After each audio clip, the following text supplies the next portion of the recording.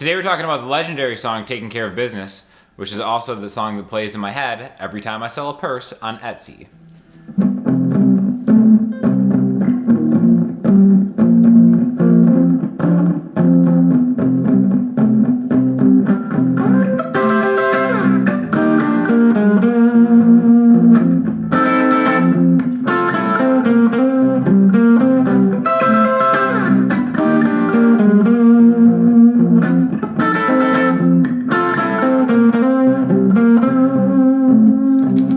We got two parts here. We got kind of like a blues shuffle thing that's like, and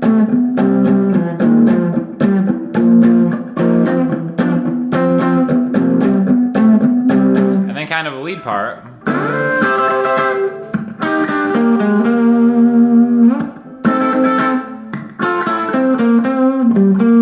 So it's kind of a cool one to loop for sure. I'm going to be rocking my trusted D'angelico Deluxe Atlantic for this. So let's talk about real quick just the blues shuffle part. It's really the same pattern over 3 different power chords. All right, so this is kind of like a bluesy song, albeit a super happy, taking care of business class song. So our 3 power chords are going to be C, 8th fret on the low E string, 10th fret on the A string, B flat, which is the 6th fret, same shape, and then on the A string, rooted 8th fret is the F. So C to B flat to F, back to C. Now the way we're going to do this, we're going to shuffle through these variations of this power chord. So the first one we're going to do is going to be 8 and 8, just kind of like a mini bar chord. We're just kind of taking these 2 together, and then with your pointer finger, just like that. Then you're going to lay down the 5th right there. Do it with authority, like a businessman would. And then the pinky reach seals the deal, right? There's that closing the business deal right there with the pinky double fret reach. So 8 and 8, 8 and 10, 8 and 12. All right, so if we think of this as position 1, 2, 3, 1, 2, 3, 2, 2. You can do the same thing rooted on the B flat. Same thing on the F. Then back to the C again. So if you're gonna loop it, you do the C twice because it's 4 parts. 1, 2, 3, 4. 1, 2, 3, 4. You can do any variation of this. This is why it's called a shuffle, because you can shuffle around.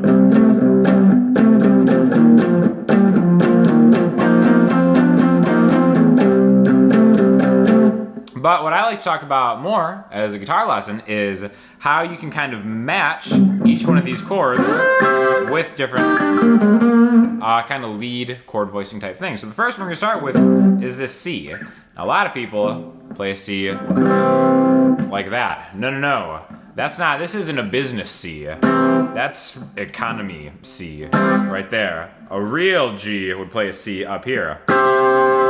Okay, so it's just a D shape, but all the way down to the 12th fret, and the C we're gonna hit is gonna be the 13th fret on the B string. So I'm kind of just going down, up, down, up, down, and then getting into this part. Great lick. Definitely know this lick because it's just kind of like a bluesy dominant 7 type lick, which again, this is happening over the B flat part because the power chord in the back over the C part is gonna be this high C part. Then over the B flat part is gonna be this. Now we're starting with kind of like a double stop. So your pinky is gonna be on the 8th fret of the B string. Your ring finger is gonna be right above it on the 8th fret of the G string. We're gonna play them together, and then you're gonna lift your ring finger up to get to your middle finger. Okay, now the reason that the chip off for this being a B flat is that middle finger right there, because if you make a B flat power chord like this, there's that major third that gives us that kind of major bluesy sound, right? So we kind of cover up that major third with that double stop, and then reveal it, and then go to the D string, 8, 6, 8, which here's that root note of the B flat. It's dominant 7. The 7th note is minor 7, which again, the sound of the blues is kind of like a minor 7 interval over major chord, dominant 7 chord, right? So this is just any kind of bluesy 7 lick you can use over any major chord for any of your lick vocabulary needs, which we're going to get back to in a second, all right? So we have a higher chord voicing of a C, and then a B flat lick over a dominant 7. All right, then we're going to go, which is another chord voicing, into that same lick again in a different spot, okay? Now if you remember, the third chord in the progression, C, B flat, F. We're gonna do F, right? Now, an efficient way to do this right here is if we see like an F dominant 7 bar chord that would look like this, 8A, 10D, 8G, 10B. If we just take the bottom 3 parts of those, that's a very dominant 7, bluesy-ish. I've seen tabs that put it up here, right here, kind of like a D7 shape, moved D, D sharp, E, F. You can do that same thing, but I think a more efficient way to do it is right here, because that leads you right into the C part. And again, that's just that same lick, the exact same lick, 2 frets higher, which we're doing over the C part of the progression, right? Again, so just 10B, 10G. We're gonna hit that C major third here with your middle finger on the 9th fret. Then 10, 8, 10, which again is over a C major chord, right?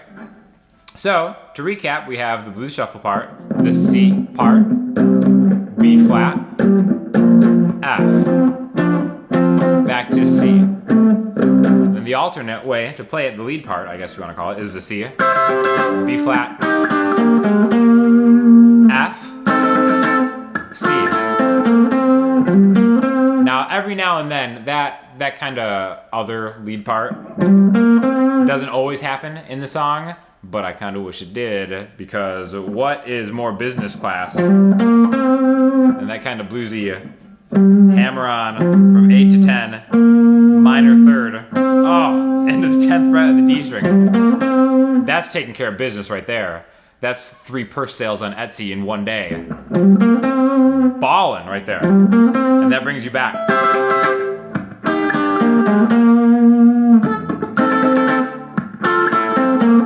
Or just space.